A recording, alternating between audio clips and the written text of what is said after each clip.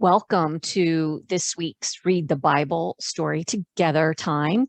And we are going to continue what we were talking about this past Sunday in worship, and that is Jesus's baptism. And as we do this, remember your own baptism. Ask your families to tell their stories of your baptism day if you are a young person and don't remember, or even an older person who was baptized as an infant and don't know the story of your baptism. Ask and find out, okay? So we are reading from the Spark Story Bible from Spark House Publishing. So Jesus's baptism, and you can find this story in Matthew and Luke in the 3rd chapters of those Gospels, and in the 1st chapter of Mark as well. So while Jesus was living in Galilee, his cousin, John the Baptist, was preaching out in the country of Judea. The people loved John and came to see him and hear whatever they could. Sometimes crowds of people came to see John by the Jordan River. And when the crowds came, John would tell them, "Change what needs changing in your life. God's kingdom is here."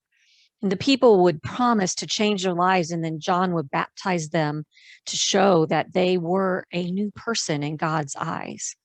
"I baptize you on the outside with plain old water from the Jordan River, but this is nothing compared to what and who is coming," John would exclaim. "The one who is coming will baptize you with God's own Spirit. With God's Spirit, you will be changed from the inside out." And you can see John the Baptist there with a crowd of people and the Jordan River beside them. While John was saying this, Jesus appeared. He asked John to baptize him, but John wasn't so sure. "What? Me baptize you? I think it should be the other way around," John said. But Jesus insisted. "Do it, John. God does amazing things in baptism." So John did what Jesus asked and baptized him. All the way under the water in the Jordan River, Jesus went. When he splashed up out of the river, Jesus saw the skies open and saw God's Spirit. It looked like a dove gracefully floating down to land on him. And then there was a voice too, and the voice said, "This is my son. He has been chosen and marked by my love. He is the great joy of my life." And there you see Jesus emerging from the water after being baptized, and the dove, God's Spirit, coming down.